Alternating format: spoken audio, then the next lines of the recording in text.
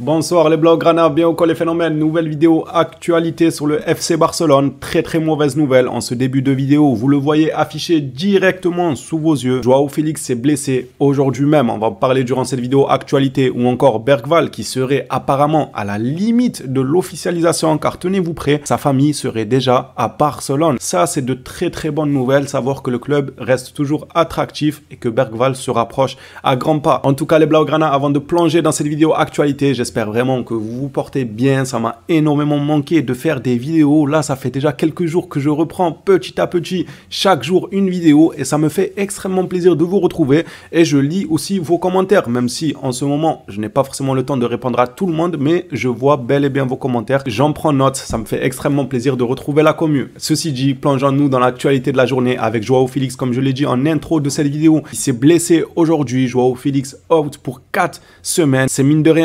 rien énorme, 4 semaines, sachant que 4 semaines, ce n'est pas encore forcément ce qu'il y a de plus officiel. C'est le minimum, je pense, à voir, parce qu'on connaît notre staff médical. Un coup, c'est 4 semaines, et dans 4 semaines, il va nous dire, ouais, mais en fait, non, il a besoin d'encore 3 semaines de convalescence. Le jeune Portugais se serait foulé le ligament latéral externe de la cheville droite à l'entraînement. C'est donc la nature de sa blessure pour le moment. Le temps qu'on a eu, il est de 4 semaines comme affiché juste avant, mais rien de sûr encore. Je prends toujours des pincettes, moi, quand il s'agit de notre staff médical, que j'aime bien appeler les médecins de la série H, parce que moi je les vois comme Jamel Debbouze, Ramsey ou je sais plus trop comment ils s'appellent.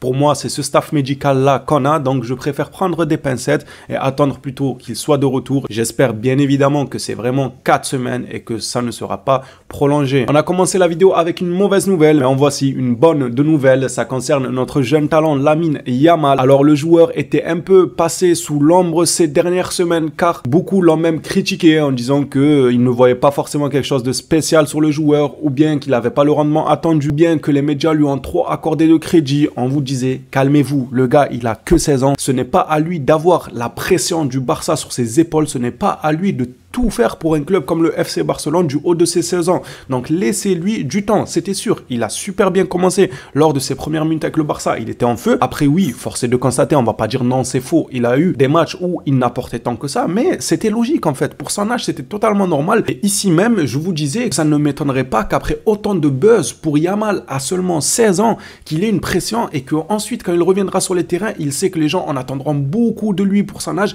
Et malheureusement, ça a créé ce petit passage à vide. Pour moi, c'est totalement normal. Maintenant que la pression est un peu redescendue, on voit de moins en moins la presse titrer sur Yamal, car ça y est, il a mis son premier but, il a été le plus jeune joueur dans telle et telle compétition, c'est un joueur prometteur. Tout le bruit que ça a fait en presse, ça s'est un peu atténué, ça a un peu diminué, il n'a plus marqué de but, il était quelquefois aussi sur le banc quand Rafinha était là, et là le joueur recommence à retrouver son niveau qu'il nous avait montré à ses débuts au Barça. Moi, ça ne m'a pas inquiété quand j'ai vu Yamal passer à travers 1 ou 2 ou 3 matchs. Je me disais, le petit, il a 16 ans. Déjà, il n'a pas à être titulaire. De 2, il n'a pas à avoir toute la pression du club sur ses épaules. Et de 3, il faut être indulgent avec lui parce que être là où il est à 16 ans, je crois qu'il y en a qui réalisent pas vraiment. Donc, le tacler à chaque contre-performance, c'est clairement pas la chose à faire. C'était normal que le gars allait se mettre un peu dans l'ombre après autant de buzz, après être mis au devant de la scène autant que ça. Bref, lisons ça ensemble. Lamine Yamal a le meilleur taux de réussite de dribble, 70,6% dans les 5 meilleurs championnats. Là, on parle pas de la PlayStation.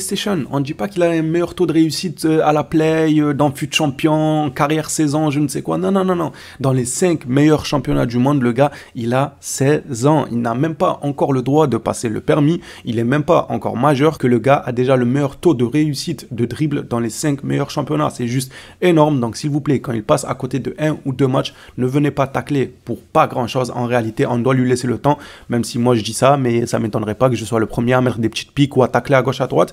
Mais souvent, moi, pour certains joueurs en tout cas, c'est juste pour vanner, c'est juste pour le second degré, c'est juste parce que je suis saoulé à la fin du match du résultat de mon club et non pas viser que sur le joueur, uniquement sur le joueur pour le rabaisser de la méchanceté gratuite, quoi, entre guillemets. C'est plutôt pour vanner et tout. Et encore, pour Yamal, moi je suis beaucoup indulgent car je pars du principe qu'à 16 ans, on ne doit pas avoir le Barça sur ses épaules. C'est totalement fou ce qu'il produit, ce jeune-là. On nous précise aussi qu'il a tenté plus de 50 dribbles et tout ça à 16 ans seulement. En voilà des bonnes nouvelles. On replonge dans les mauvaises nouvelles. Regardez qui voilà, Iñaki Peña, son nom me fait peur. Selon Carousel, Iñaki Peña ne sera pas le gardien de but de Barcelone pour l'avenir. Non, sans blague. Ah, mais, moi, je savais pas, je m'y attendais pas. Tu sais, moi, je me levais tous les jours, tous les matins, je me disais, bah c'est bon, le Barça tient sa relève au poste de gardien de but. Ça sera certainement Iñaki Peña, vu ses performances, vu le talent, vu qu'il est prometteur.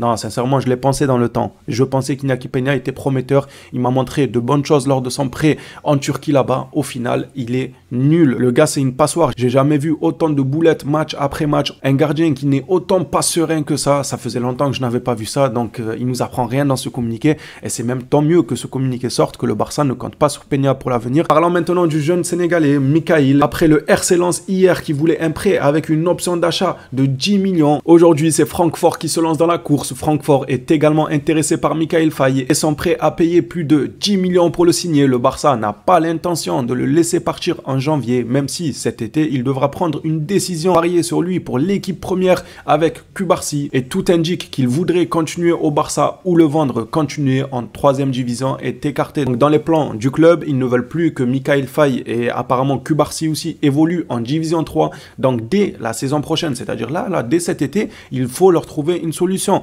Soit une vente, si le club veut dégager de l'argent et renflouer un peu les caisses, soit les prêter. Moi, bien évidemment, je ne veux pas qu'on vende de jeunes joueurs talentueux pour l'avenir. Au contraire, il faut les préserver. Par contre, je suis d'accord avec l'idée de ne pas les laisser évoluer en division 3. Je ne vois pas comment ils pourraient progresser. La bonne idée pour moi, selon moi, à mon humble avis, bien évidemment, je ne suis personne, je ne suis pas directeur sportif, il faudra respecter le choix que le club aura fait, car ils auront forcément leur raison d'avoir fait ce choix-là, soit de vendre les joueurs, soit de les prêter, peu importe quel est leur choix, ils auront leur raison, il faut se dire ça aussi de temps en temps, ça fait pas de mal. Bref, revenons à ce que je disais, à mon humble avis, un prêt serait la meilleure des choses, parce que notre secteur défensif est quand même pas mal bouché, on a de bons défenseurs, et ces joueurs-là, au lieu qu'ils évoluent en division 3, moi je suis plutôt pour une idée de prêt dans des divisions 1, dans des clubs comme Dortmund, le RC Lens, tous ces clubs-là formateurs qu'on connaît et qui sont connus pour faire évoluer les joueurs, ça peut être super intéressant pour eux. On va passer maintenant à l'information sur Bergvall, le jeune milieu de terrain suédois.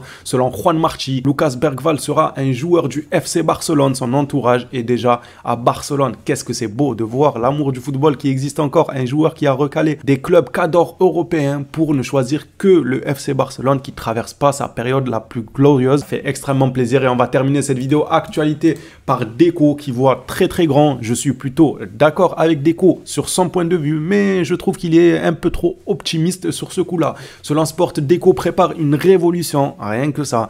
Deco veut vendre 200 millions d'euros cet été pour recruter en retour de gros joueurs. Je vous la fais court. Il veut vendre tout simplement dans l'effectif pour 200 millions d'euros et en retour recruter un gros joueur, c'est-à-dire dégager un fonds de 150 à 200 millions pour ensuite recruter un joueur qui coûte entre 100 et 150 millions, je sais pas, mais un gros joueur. Alors moi, ce que j'ai envie de dire à Deco et ce pourquoi je dis que je trouve qu'il est optimiste, c'est bien, parfois ça fait pas de mal d'être optimiste dans la vie, il faut viser haut, mais 200 millions, il compte les ramener comment? Alors moi, je vois Koundé être vendu, parce que Koundé, c'est une bonne monnaie d'échange.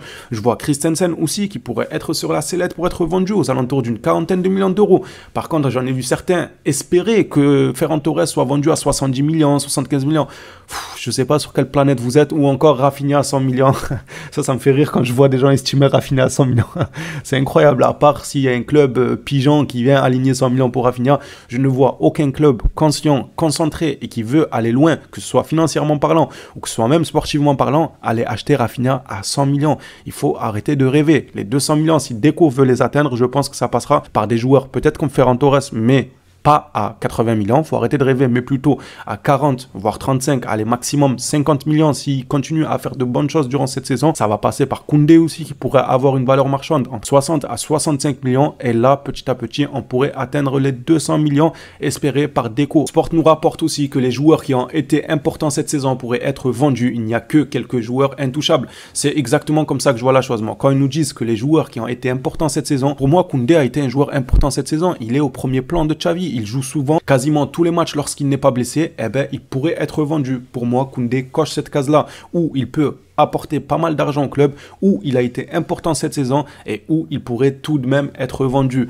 À voir, surtout quand on voit les jeunes défenseurs qu'on a qui sont en train de pousser derrière, et il nous restera les Inigo, les Christensen si jamais il n'est pas vendu, Araujo, Mikayil Faye, le jeune sénégalais, ou encore Cubarsí. Les phénomènes, dites-moi ce que vous en pensez de cette vidéo actualité dans les commentaires. Qui voyez-vous être vendu par le FC Barcelone pour atteindre cette fameuse fameuse somme que Deco voudrait faire rentrer dans les caisses du Barça, et ce, dès cet été. Êtes-vous content de la signature de Bergwijn? Bon, on ne va pas trop s'affoler, il n'a pas encore signé. Apparemment, il est très près de signer, mais tant que ce n'est pas officiel, continuons d'avoir du recul pour pas prendre une clim, vous le savez, il fait assez froid en ce moment, je pense que c'est pas le moment d'allumer la clim, plutôt mettre le chauffage. S'il signe, on sera chaud, on va être chaud, on va se régaler avec une jeune pépite qui rallie les rangs du FC Barcelone. Les phénomènes, sur ce, cette vidéo actualité est terminée. Merci à tous ceux qui l'auront suivi jusqu'ici. On s'attrape à la prochaine vidéo sur le Barça. D'ici là, prenez soin de vous les Blaugrana.